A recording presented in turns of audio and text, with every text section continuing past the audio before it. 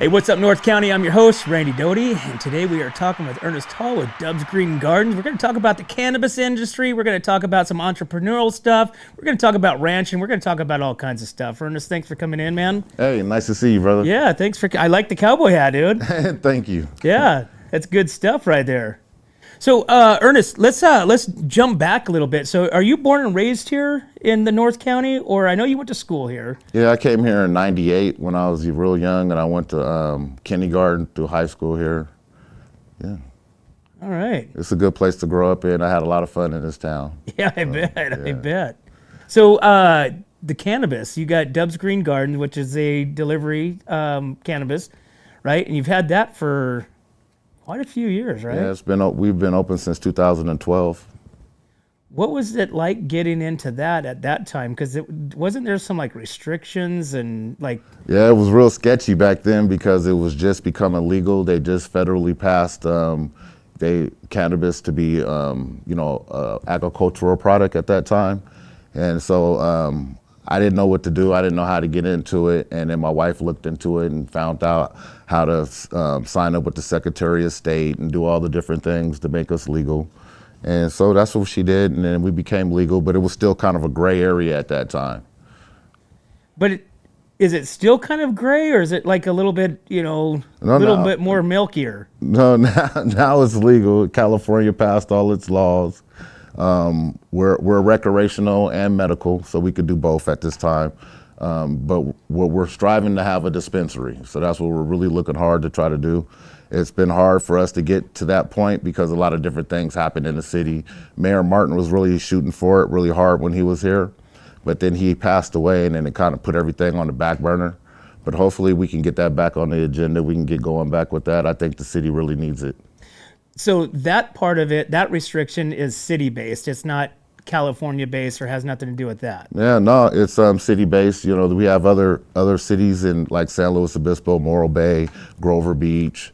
There's nothing over the hill. So people over the hill don't have a dispensary they can walk into, see the product, get the information they need, and have a conscious decision on what product they want to pick. Mm-hmm. A lot of times we get like out-of-towners, people that come to visit our wineries and visit our restaurants, and then they want to pick up some marijuana, and then they don't have a store to go into. So I have to send them over to San Luis Obispo or Morro Bay. And I'm quite sure when they go over the hill to San Luis Obispo or Morro Bay, they stop and get food or stop and eat and use those facilities there. A lot of times I have to send people to Greenfield. So I get probably about 50 people I have to turn away a day. Oh, wow. Yeah, it hurts the business a lot. And then it kind of makes it frustrating because you're like, dang, I have to turn away all these people because I can't deliver in parking lots and stuff like that. So then you have to either figure, do I break the rules and deliver in a parking lot today? Or do I just, go by the rules and then pass up all the money that I'm losing by, I have advertising out there, and I have a lot of people are using my advertising and calling, but then I have to send them away. So it's kind of... So that's interesting. So delivery is okay, mm-hmm. but actually having a brick and mortar is not. Yeah, and see, the thing is, to open up a delivery service, you have to have a dispensary, but it's non-open to the public. So I have a dispensary, it's just not open to the public. Yeah, and so when I bought my building, it's over on Black Oak. It's right next to the homeless shelter, but I was there before the homeless shelter got there. Okay. And then the homeless shelter popped up without anybody notifying us or letting us know that it was coming. And then since it's been there, our neighborhood has been full of trash, and I found needles, trash. People use the bathroom around the corner around my building. It smells like urine over there. So I just think the city did a very poor job on managing the outside of the Echo area and keeping the homeless from loitering and setting up homeless camps out in front of my building. Oh, that sucks. Yeah, it kind of makes it depressing. Right? Yeah. So I have to turn away people on a daily basis, and then I have to deal with the homeless people on a daily basis. And it's just, and then I ask for help from the city, and it seems like, yeah, they hear me, but they don't hear me. They'll clean up one week, and then the next week they're right back again. And then it's just like, so what I did was I put my business up for sale. I put the building up for sale, and I had a lot of people coming interested in buying the business or the building.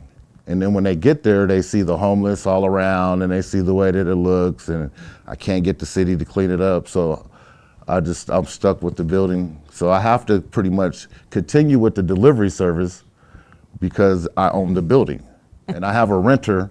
So I just have to continue with the delivery service, And the thing is, if I could be open to the public and I would be able to make more money. I could bring in some tax revenue to the city. I could do a lot to help the city and maybe even the homeless area around the surrounding areas, so. It's such a wild thing because it's like, why is, these wineries, why are these distilleries, why are these, alcohol based, it's still, remember, Prohibition, it was the same kind of concept, but yet alcohol has probably killed more people than marijuana. I understand. That's, it's just trying to convince people that the older generation are the people that are using it. You know what I mean? The younger generation aren't really using marijuana since it's became legal. It seems like the older people, now they're able to access it, and they have like illnesses. They can't sleep at night. They might have depression. They don't understand. There's different ways that the marijuana can help people nowadays, and it's helping a lot of people. It's like a medical thing. Back hundreds of years ago, it was intended as a natural herb, and it had medical pain relieving, benefits, yeah. Right? Yeah. And somewhere it became into a a banned, level, whatever they call that drug, and then now it's federally not recognized, or is right? You know this more than I would. It's federally not recognized. It's still a Schedule 1 drug. It's Schedule 1, that's what it's called. Yeah. But in California, it's completely legal. It's legal, but yet Grandpa up here in the federal side says, nah. But they got their hand out though. They make sure they collect the money for it.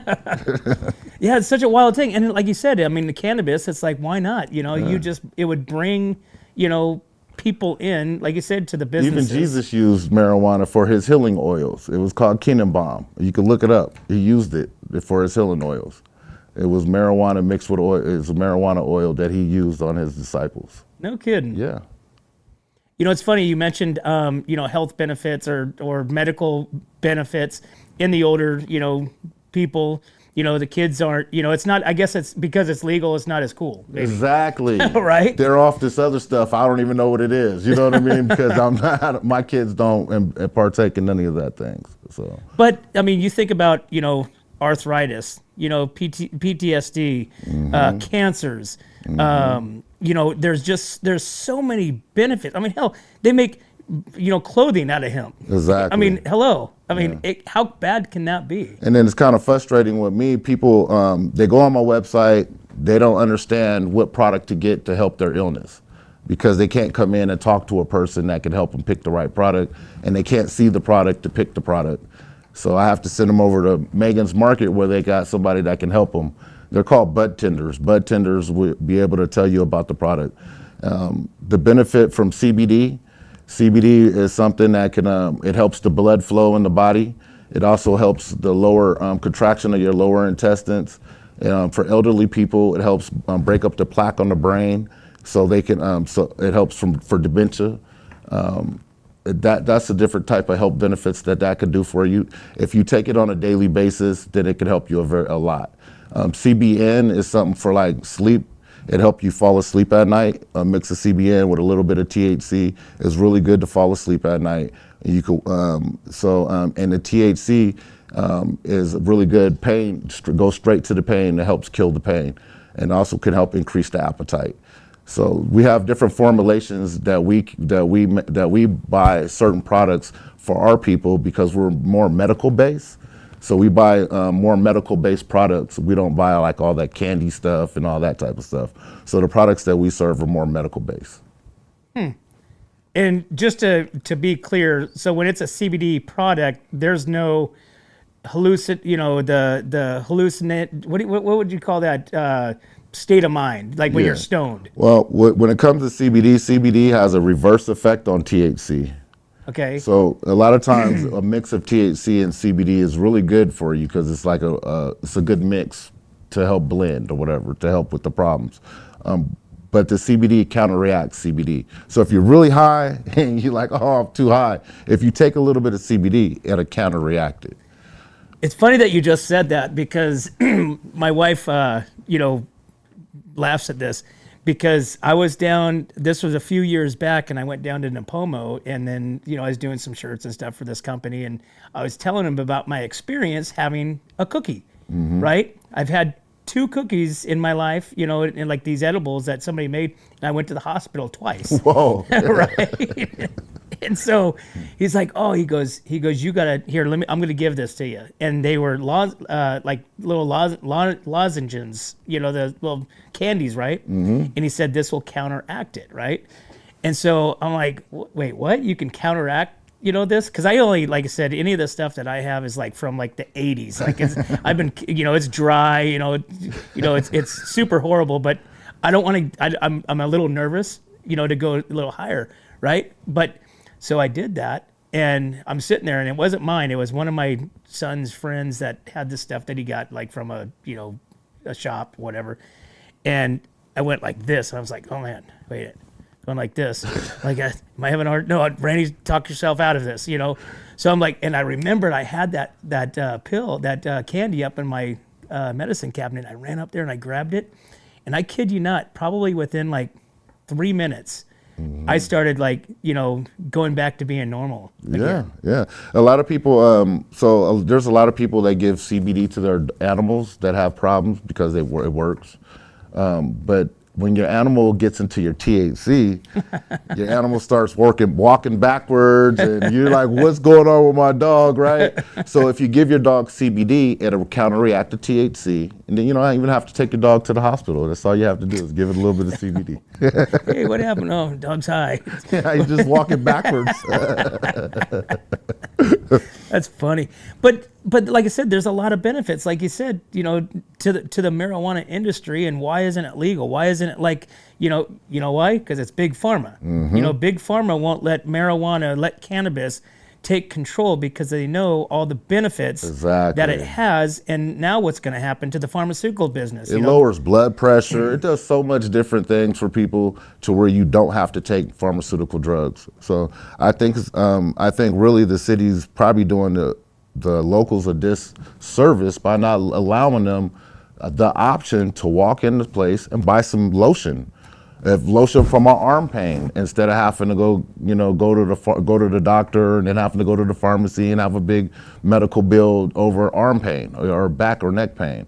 It's just I don't know. I wish they would move forward because at this point I'm a little too old to be doing deliveries. I'm trying to move forward in life, and I got a lot of other things going on. And this is just a small part of my life, like I told you before. And if I didn't own the building and I didn't own the commercial real estate in town, then I probably wouldn't even be in the marijuana business because it's just too difficult to get through, the political things with the city and, the tax really high and all this different things you have to go through. But I'm willing to stick it out and go there, you know what I mean? 'Cause right. I'm trying to leave a legacy to my kids. There's a lot of things that I do in life are for my kids and not for myself, you know what I mean? So. Do you think the new administration is going to have any positive or negative effect on the cannabis industry? I'm very confident in the new administration. I believe in our administration and our authority that we have. So I hope that they can just see where see my business. Nobody's ever looked at my business or paid us any attention at all. And that's kind of frustrating too, when you reach out to people and you're like, look, we need help. They don't listen to us. They don't care about the marijuana industry, it seems like. And we're gonna make that change. We're just gonna work hard, and hopefully they see how hard we work. And we change minds by our actions. We're not gonna beg, and we're not gonna say that, oh, we've been mistreated. The city's treated us very well. It's just a lot of things going on with the city right now. So they just have to work out their little things that they got going on, and then hopefully they won't forget about us. But you have a lot of the older guard that is your shield. The ones that aren't letting this going through, because there's more of them than there are of the new minds or the new mentality of thinking. Correct? Yeah, but I think with us working hard, our character should outshine any of their thoughts. You know what I mean? Like, what we're trying to do is bring a good light to Paso Robles.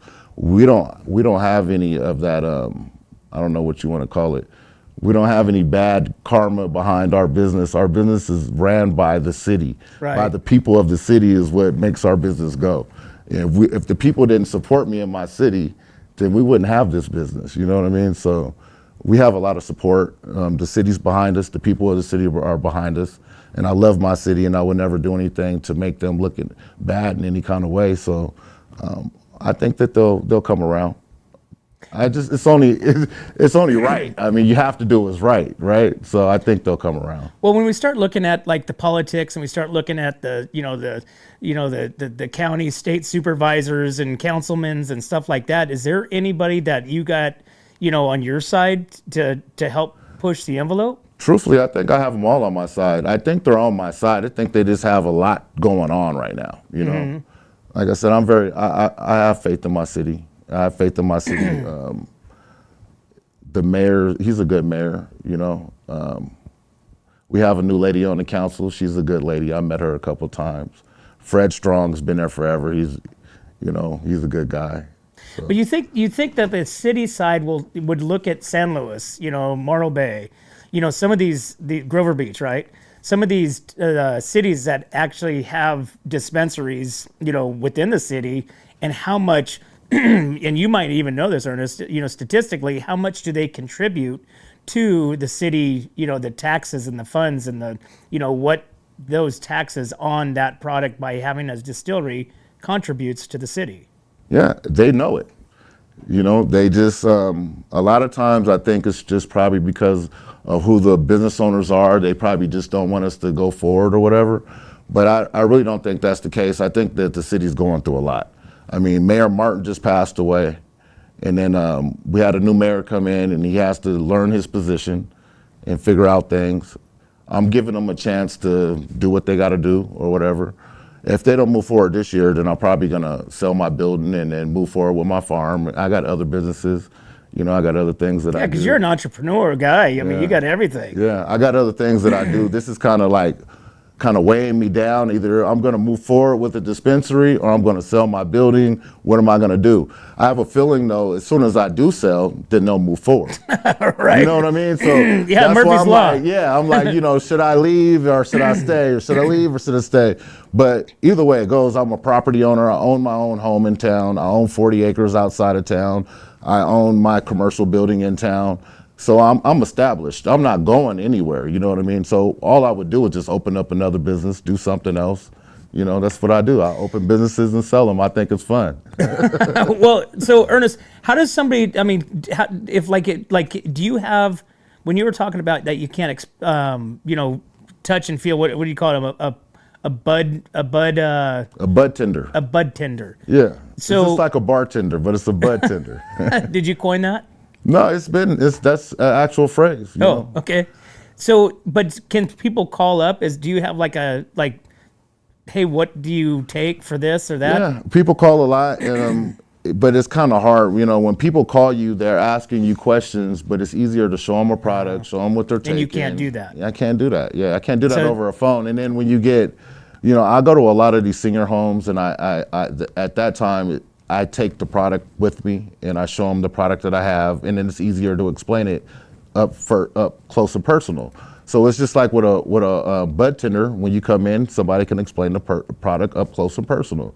And I take a lot of care with those people because I don't want them taking too much of something like yourself. So a lot of all of our products are all measured out so you could take the right amount. And there's always a threshold for the right amount. You know what I mean? And if you take over the threshold, like with any medication, any pills or anything like that, if you take over you're going to get sick or you might not feel well. But if you take the right amount, you're going to feel good. You're going to feel better. You know, so that's what I try to do is I try to give people the right amount. I just don't give you something and walk away. Right. When I give it to you, I tell you how to take it and how it'll work for you. So, are you able, like when you go to a wine fest and they have their wine pouring, you know, they can't sell the product there for California, you know, ABC rules or something like that.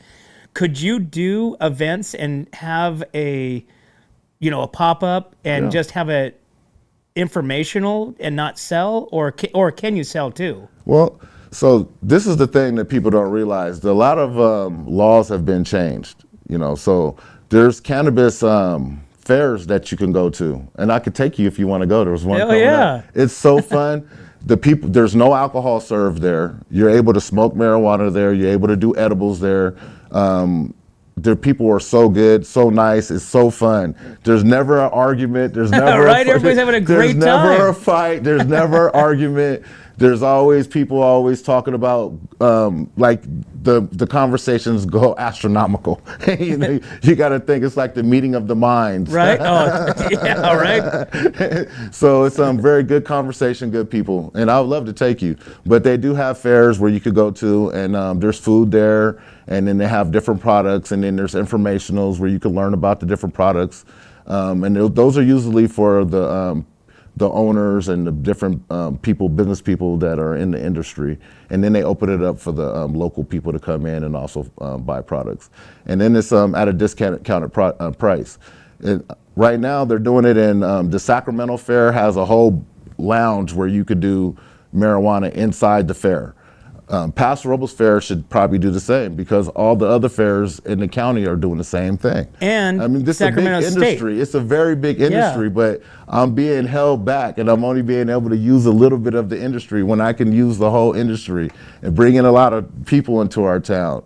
The people that come to buy marijuana are very good people. I mean, I don't understand. I don't know what they think. What are they afraid of? Who do they think buy marijuana, right? Well, who buys marijuana are business people, the doctors, lawyers, teachers. I deal with a large range of people. Very wealthy people buy marijuana. Poor people don't really buy marijuana because they can't afford it because of the taxes that we have out here. You know what I mean? The different taxes and stuff like that. Is there more taxes on that? It's more of a higher end product. It's not something that is low budget. So is there a bigger tax on marijuana, cannabis than there is, like, say, on alcohol? Yeah, we pay a 25%. Well, actually, it's going up this year to 25% excise tax. We have to pay, I think it's like 8% local tax, Paso Robles tax, and then we also have 8.9% California tax. So it's almost like 50. It's like a 50%. Yeah. So when you buy something for $50, right, you're paying $85 for that product out the door. Yeah, damn near double what the product cost is. You're paying in taxes. That's for a plant. For a plant. So we'd like to promote people to grow their own plants, grow their own products, you know, and then that way you could control what medication that you use. A lot of people juice the plant. So when they grow their own plants, they use the leaves, they use the buds, and they juice them. And like they make they make those health juices, right? And it's very beneficial to the body. It helps the body heal. It's really good for the body. And I think that's the new thing, man. People are going to start doing that. Well, you know, the liquor store up there at Grapes and Grain, they used to have something called Nowadays. And it was a cannabis, it was an alcohol, you know, because it's a full alcohol store. If you've never been in there, it's amazing. But they had this cannabis called Nowadays, and they had a 2, 5, and 10%, you know, THC, right? And so, you know, for somebody that doesn't want to drink alcohol, you know, trying to not drink alcohol, you know, dry January, that kind of stuff. Yeah. You know, this really helps to, it's just a mellow, I guess buzz, Well, I have to be, I'm guilty for this. I had a very bad alcohol problem when I was younger. Yeah, and I used to drink a beer every day after work. Every day after work, I had to have a beer. I thought it was the thing to do, you know what I mean? So, and it didn't turn out very well for me. And the way I stopped drinking alcohol is through cannabis drinks. I have cannabis juices, I have cannabis root beer, and I have different cannabis drink products that I drink instead of alcohol. And I don't get drunk. I don't feel buzzed. I feel just relaxed. Yeah, and it's a normal, and then I don't talk dumb or feel retarded. You know what I mean? So the cannabis drinks it really weaned me off of drinking alcohol, and I haven't drunk alcohol for like over 10 years. Oh, so good for you. Only time I drink now is like on an occasion. I had a drink on New Year's and stuff like that, and I was all the way in Vegas. But it's things like that. I don't just drink on a daily basis like I used to. So and again, that's another benefit to cannabis versus alcohol argument because you can argue both sides. Cannabis isn't regulated. Cannabis, it's really what they're saying is cannabis. They haven't figured out a way to tax it. They haven't figured out a way for the government to benefit from it. Is really the answer. It's not. That's the truth. Exactly. It's not that it's unsafe. It's been centuries, of use. It's already time and time again has been, shown that there's no ill effects or, who's ever actually died from smoking marijuana? Nobody. That's what I'm saying. You think you're going to? Hey, like I said, alcohol is the only thing that's ever did anything wrong to me in my life is alcohol. Cannabis has never done anything wrong to me in my life. My mom used to have a lot of problem with her feet. A long time ago, I used to make these cannabis oils and I used to rub it on her feet and it helped out with the neuropathy. So that's when I really knew that it was a powerful drug that can help, you know what I mean, it benefits somebody. And then after that, I had a lot of experience. I'm retired through the state of California. I used to work for the Paso Robles Youth Authority. And then I have a lot of arm and neck pain that I've experienced, and that's the only thing that's been able to take the pain away. Without having to be forced to take a lot of pills. So I have a doctor that wants to give me pills. I don't take them because I don't like to take pills. I just rub a little oil on my arm, and the pain goes away. Or I could take some Norco pills or whatever. Right, pills. which is poison in your liver. Yeah, exactly. So that's what I choose to do. I choose to go get a lotion. And it'd be nice to be able to walk into a store and be able to pick which lotion I want to pick, you know what I mean, and get some information behind the products that I'm taking, and then make a conscious decision on whether I want to take that or go to the doctor and take some medicine that the doctor wants to give me. So Ernest, what's the difference between, because now that I'm thinking about this as far as a dispensary versus just on the shelf, because you see cannabis on the shelf at the pharmacies and stuff. The difference is the city's just not letting me move forward yet, but I think they have a lot on their plate. You know what I mean? I can't just sit there and just be like, make excuses. You know what I mean? I would have to think that these are good people that are on the board and they know what businesses need. My business needs help. I've reached out to them and told them my business needs help. My business is not needing help. It's just like, I could be so much better and so much bigger if you just allow me to progress. I just want to progress my business is all it is. It's stagnant right now. I could do other things to make more money than this, you know what I mean? So I have to make a decision business-wise whether I want to continue on and be stagnant, or if they would let me progress, of course I would stay and keep my business going. What about Templeton? Because it's county, does that? I live in Paso Robles. Paso Robles is my town. Copy that. You know what I mean? And I love Paso Robles. And I would never, I'm not going to move anywhere. I plan on dying here. You know what I mean? So. Well, it's funny, Ernest, you're such you mentioned the youth authority. I didn't know about that. Yeah, I worked at the youth authority I was the youngest person to ever work at the youth authority. I started working there at 18 years old. It was a really good job. I bought my first house at 18 years old. So I lived a really good life living here in Paso Robles, and I love this town, so. Be mayor. Have you thought about that? I like the mayor we got. Well, so you obviously you have that entrepreneurial spirit. You have your Dub's Green Garden. You had a restaurant. You had the chicken Paso Grill. Yeah, Paso right? Soul Food Grill. And we did that because it was something on my bucket list that I just wanted to do. The building was available. And it was pretty fun. I wanted to teach my kids how to run a restaurant and teach them how to get up in the morning and be on time. So that was something I just did to be around my kids. It was just something I did for fun, really. And it turned out to be really good. We were one of the #1 chickens in the nation. And then when it got really hard. So at 4 years into it, I had 1 more year left, whether I was going to re-sign my lease and do another 5 years or figure out a way out, right? And then Moe's came along. I don't know if you heard of Moe's. I think it's a pizza spot. Mm-hmm. So Moe's came along and offered me a nice little chunk of money. So I took it. You're like, yes. I was like, yes, let me out of this. But I did have fun, and I would like to thank the police department. They used to come eat a lot, and they were really good to me. I really appreciate that. There were a lot of churches in town that used to eat there. A lot of my local friends that I grew up with in kindergarten, my teachers from kindergarten. There was so many people that came to support us. I mean, there's people I haven't seen for 40 years would pop up there, and I'm like, wow, it was crazy. It was so fun. It was fun. Yeah, but everybody raved about your crawfish and your catfish over there. What was so special about that?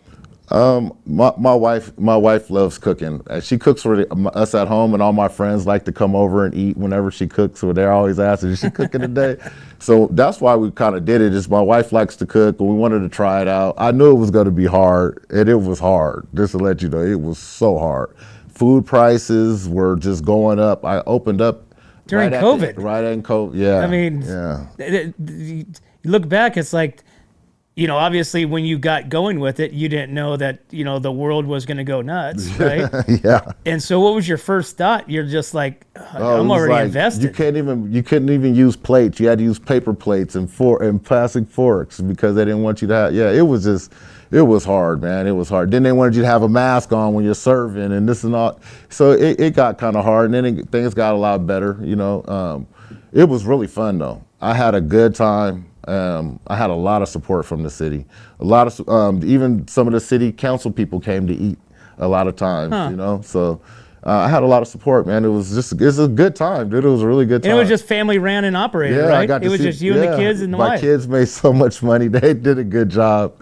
So Were they really glad to see it go? Yeah. Well, yeah. Towards the end, a couple things, it was kind of got hard towards the end, man. It was just like my health. I had some health problems.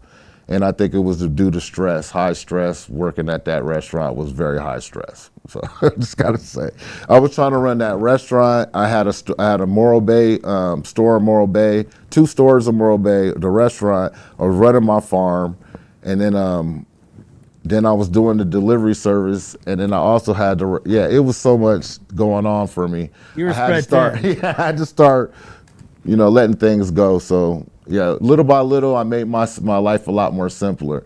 You got to remember, I'm retired. I don't even need to work. You know what I mean? I don't need to do anything. I get a retirement. I made some good choices in life on buying some real estates when I was younger, and how I flipped a couple things when I was younger. So I just made some wise decisions to where I don't really have to work, but I have kids that I'm trying to teach to be like me. You know what I mean? To where they don't have to work. So what's next? The next is teaching these kids how to run a farm. That's what I'm trying to do. I'm trying to teach these kids how to invest in livestock. You can invest in stock or you can invest in livestock, right? So I invest in livestock, and that's what I'm trying to teach my kids how to do right now. And I have a little farmers. Little farmers. What do you got? You should see them, dude. They're funny.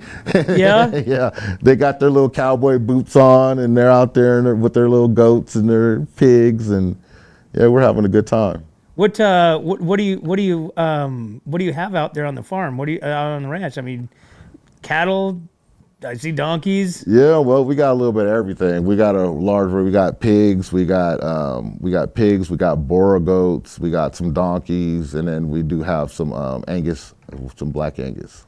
And are these all for like food consumption, or are they for other means? I do a breeding program. So basically, I breed my animals, take them to the auction, and then I have a lot of farmers that buy my animals off of me. Do you have a particular bloodline for the Angus? No, I don't. With that, I have a neighbor. People probably know the Martinezes over in Lockwood, and then the neighbor we worked together on working on getting some cattle, and then I have my own little thing with the sheep and the goats, and yeah, it's pretty fun to do. Right now, I'm trying to get into the mini Highlander cows. What is that? Just the miniatures? Some miniature cows. Yeah, my kids like that, so that's what I'm trying to do. Like pets. Yeah, they're like pets, but they're very expensive. Yeah. You're talking about $10,000 and more. Oh, no kidding. Yeah. Oh my gosh. So obviously you got your cowboy hat on, which I dig. You got the boots. So do you like all the rodeos and going to that kind of stuff? I like going to the auctions. Yeah. Yeah. I like going to the auctions. I like buying animals. It's fun to me. It's like family day for us. Oh, really? Mm-hmm. Now because the Templeton auction here at the sales yard obviously closed down. Gosh, what's that been, like 15, 20 years ago? That's what put me out of business. That's how I got into the marijuana business. I was selling chickens and goats and to all the 4-H kids back 15 years ago. Really? And I was like I had a big thing going with that. And I was making a lot of money doing it at that time. And then once the auction left in Templeton, I was I didn't know what to do at that time. And that's the same time as the cannabis was being passed through the Senate, and then it became an agricultural product. So then I looked into it, and it was the same process as raising my chickens. When I would clone plants, it was just like raising chickens. It was the same process, bro. I mean, chickens lay an egg a day, right? And then I would throw them in my incubator, take 30 days, and then I would not even 30, it was like 28 days, and then I would have a chicken, right? So if I had 500 chickens and they're all laying an egg a day, in 30 days I'm having I can have like 5,000 chickens if I do it right, you know what I mean? So I'd have like 500 chickens in no time. I would do some slaughtering at home, and then I would sell organic chicken from the house. You would do all that? I would do all that. Really? Yeah, people don't know, but yeah, that's what I would do, and that's what I was doing 15 years ago. And then and then I would also sell chickens, goats, and all that other stuff. And I hooked up with a dairy farm, and I'd buy all my goats off this dairy farm.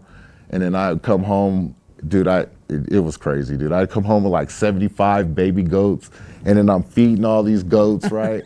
And then I got the 4-H kids online. They're talking about they're coming to get their goats, dude. I had cars lined all the way up and down my driveway buying goats and chickens. Dude, it was crazy. It turned into something so crazy. But I had a good time doing it, and that's what my dream is, to always have a farm. And now I have everything I want. I have my farm. I have my chickens and my goats and everything. So are you going to get back up to that level with the chickens and the I'm farm already there, animals? bro. I'm getting there, almost there now. Really? So that's why I got to figure out what I'm going to do. I'd rather spend most of my time on my farm, gazing at the stars at night, bro. You know how it is. Oh, absolutely. There's nothing that. Nothing like it. Nothing like it. Yeah. Waking up in the morning, that fog, there you go. That country smell. Yeah, I mean, you can just smell it. Yeah. People are like, it stinks out here. I'm like, that smells like money. Well, where do you go now for the auction? Like, I mean, who are you going to sell it to? Are you going to sell? So now I have to travel. Okay. But now, I got me a brand new truck, brand new trailer. I'm all ready to go now. Got my boots on, got my cowboy hat. Heck yeah, you're ready to rock and roll. I'm ready to go. Now you just need a brand. Yeah, it is. Do you got a brand? Yeah, Rich Soil Farms. No kidding. Yeah, Rich Soil Farms is my brand. Like Yellowstone. Yeah. Oh, I like that show. I like that show. But really, that's really the Western way of life is independence. It is. It's everything. It's family, faith, freedom. There you know go. what I'm saying? There you go. And that's where it's at. And Yellowstone, I think, not necessarily brought more attention, but expose that way of life that, you know, the ranchers, the farmers, the cowboys, that they just think it's just it's a show, it's a facade. But really it's a way of life, you know, and just those three things right there are the foundation of a cowboy. Yeah, I could feed my family off I could live on my ranch for the next 10 years, for life, without having to come off of my ranch and be able to, I could feed my family. We have endless water, you know. If I put up solar panels, then I wouldn't need electricity. You'd be completely off the grid. I got food, I got eggs, I got chicken, I got pig, I got whatever you want, man. You just come to my house if you want to eat, you know what I mean? So, yeah, I got my whole dream in Paso. I've lived my whole dream here in Paso Robles, and it's been wonderful. You know, I have no complaints. Well, it sounds like you're not done yet. No, I got a lot more to go. I got some little cowboys and cowgirls I'm raising right now. Yeah? Yeah.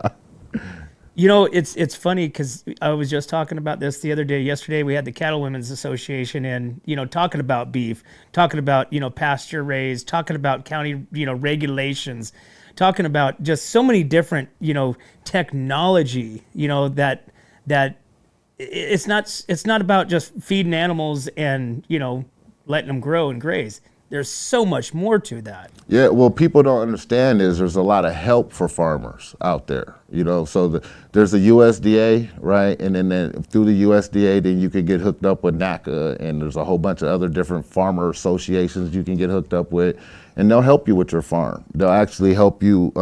They'll teach you how to use your lands to graze, and they'll even help you with fencing. They'll help you with water. They'll help you with a lot of different things, like to build up your property. There's grants out there for farmers. There's grants for little farmers, for young farmers. So what I would tell everybody, you want to own your own property. You want to own your own land. You know what I mean? There's programs out there that will help you own your own land and help you get your own property. You know, and then live off your land, live off your property, and teach your kids how to do the same. That way you ain't got to ask nobody for nothing. Where do you go for your education? How do you learn like all this stuff? Well, I'm self-taught. I learn by hanging around people like yourself and asking questions. And then I have a dream. My dream is to own my own farm, and like a full functioning sun up to sundown farm. Sun up to sundown farm, brother. That's all I want to do. I don't want to have to leave my farm. I just want to be there with my animals. I got my kids. We got health. You know what I mean? I mean, to own your own land is a dream, right? Everybody has to own. I mean, for you to own your own land is a dream. And right. My dreams have all came true. So I don't really have anywhere else to go from here up further than this. Just enjoy it. Just enjoying it now. And now I'm just trying to figure out how to enjoy it without working so hard. You know what I mean? Good luck, man. You thought the restaurant business was hard, man. Farming is fun. Well, exactly. Restaurant is hard. Right? The marijuana business is kind of irritating when you can't progress. You know what I mean? Right. Like I spend probably about $3,000 to $4,000 on advertising. I got people calling me from my advertising, and I'm not able to seal the deal. Have to send them over the hill to Megan's Market. Yeah. So, you know, it's frustrating, but I do have a lot of supporters here in this town. There's a lot of people that have used us for over 10 years. They're not going anywhere. They want us here, and we're not going anywhere. And like I said, I love my town, bro. This is my town. You know what I mean? So I'm not going anywhere. Awesome. Well, Ernest, dude, it's been a pleasure, brother. Like I said, I mean, we could tap in this for another hour, man. Yeah, well, I appreciate you having me on here, and you always showing some love, brother. I really appreciate that. Of course, man. That. Like I said, you got some good T-shirts, and all your stuff is really good. I really appreciate it, and I like your facility. It's really nice. Yeah, well, like I said, we appreciate you. We appreciate your contribution, to Paso Robles, the love for the North County, supporting local businesses, man, and. Like I said, I'd love to come out and check out the farm. And, oh yeah, we'd love to have you out. We go shoot some guns or something. Hell, I'm man. Let's rock and roll right now. Or we can shoot some bow and arrows. Yeah, whatever works for you. But I appreciate you. I appreciate conversation, and I'm definitely gonna have you back on because, like I said, this was fun, and I think you can bring a lot more information, in these industries to our show and our platform in the North County and our viewers. So I really appreciate you having me on, and thanks a lot, man. I really do appreciate you. For sure. Well, there you have it, guys. Hey, cannabis ain't that bad, man. Just reach out to Ernest at Dubs Green Gardens right there, 805-286-5987. Hey, like I said, great medical purposes. It's not just seeing the guys out there getting high. It's arthritis. It's PTSD. It's aches and pains, man. But Ernest, this is the guy to go to. Born and raised, local guy. And he's got the farm now, so look out for that farm guy coming through. But as always, guys, we can't do this without you and our sponsors. We'd like to thank Escalar Wine Travelers Hideaway. Visit Atascadero, 805 Customs, MGP Coatings, North County Junk Removal, The Trailer Barn, Story Termite and Pest Control, Borehole Auto Center, Kennedy Club Fitness, Airflow Filter Services, and Suprema Meat Markets. Thanks again, guys. We'll see you next time. Hi, this is Dave Story, small game hunter with Story Termite and Pest. We're a full-service termite and pest control company. From rodents to termites, we can take care of all your pest control needs. Call today, we can tailor a pest control program that will meet your needs and budget. Contact us at 805-460-0650 or at storytermite.com. Remember, we don't have customers, we have friends. Hi, it's Alex with Suprema Meat Market. We are a Mexican meat market with a taqueria. Come enjoy our high-quality cuts and meats. We offer choice and prime Harris Ranch beef, as well as chicken, seafood, and pork items. In the taqueria, all of our tacos come with handmade tortillas. We also offer specialty items like chilaquiles and chile rellenos. Come enjoy Taco Tuesday with Suprema. We offer our tacos at $1.99 each. Suprema Meat Market is located at 8950 Montecito Avenue in Atascadero. Are you tired of looking at that worn-out concrete garage floor, patio, or porch? Look no further than MGP Coatings, where customer service reigns supreme. Our team goes above and beyond to ensure your satisfaction every step of the way. Before we even start coating, we meticulously repair your concrete, ensuring a flawless finish that lasts. And here's the best part. Our Pentec coatings are 4 times stronger than epoxy, so they won't chip or peel, making maintenance a breeze. Plus, they come with a limited lifetime warranty. Call us today at 805-952-5301 or check out our Facebook and Instagram and experience the MGP coating difference. Don't wait. Transform your garage, patio, porch, or driveway and become a part of the MGP coating family. What's up, North County? This is Teresa Branch with Airflow Filter Service. We are a family-owned business right here in the North County. We have air filters, oils and lubricants, and hydraulic hoses. We provide services that include air filter cleaning, DPF cleaning, and waste oil collection. Come check us out at 1140 Ramada Drive, and we can help you with all your automotive and industrial vehicle needs. Hi, this is Omid and Deanna at North County Junk Removal. We are a business known for helping our neighbors and our community. Let us help you save money and get rid of any unwanted items. And rest assured that our professional team adheres to global standards of safety and recycling. We are fully licensed and insured for your peace of mind. We are locally owned and operated, and we look forward to helping you with all your junk removal needs. Please call us at 805-769-6966. Atascadero isn't your standard getaway. We're unique, just like you. We're growing, transforming, and figuring it out as we go. We're a town filled with innovators, artists, makers, and game changers.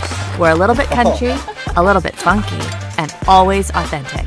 We're here for your good times, your slow times, and your changing times. We're all in Atascadero.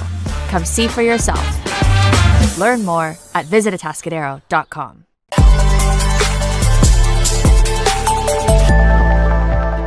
Hi, welcome to Kennedy Club Fitness, where we have something for everyone.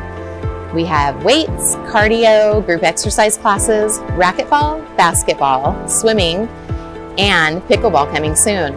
Here at Kennedy, we're committed to health, wellness, and community. Stop by any of our 4 locations: Paso, Robles, Atascadero, San Luis Obispo, and Arroyo Grande, or check out our website at kennedyclubs.com.